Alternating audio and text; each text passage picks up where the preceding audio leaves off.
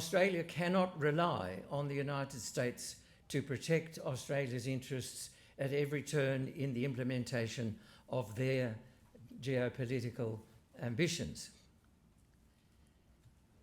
Accordingly, Australia shall need to develop an independent foreign policy based on Australia's national interests and the interests of our near neighbours. That was on the 21st of July 1971 that we came to that conclusion within the department.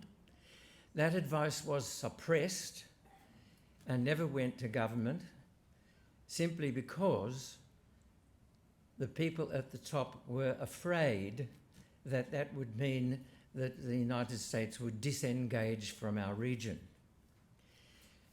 David Shoebridge last night referred to the fear in the eyes of the senior military and political people in Canberra whenever movement away from the United States is mentioned. Fear of abandonment. I say that it is time that we had an abandonment of fear.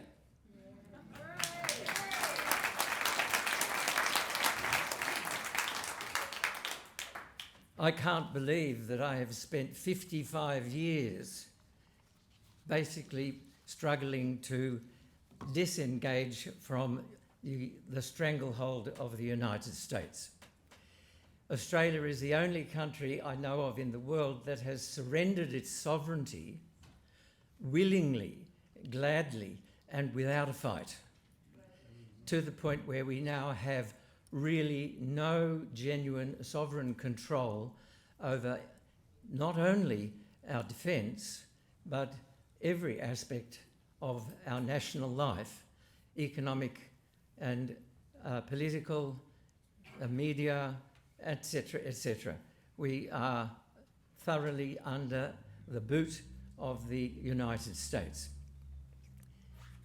Getting out from under that control of the United States is a Herculean task to which we all must become committed and engaged, with the knowledge that, as John Mearsheimer said 5 years ago in a debate in Canberra, Australia, he said, would always side with the United States because Australia knows that the United States can do much more damage to Australia than China can. We have now reached the point, of course, that if we decide that we are going to make an enemy of China, despite the fact that China has never expressed any hostility towards Australia, China has, throughout my entire experience with China, and that continues to this day, China has always expressed a willingness to develop a mutually productive and mutually beneficial relationship with Australia.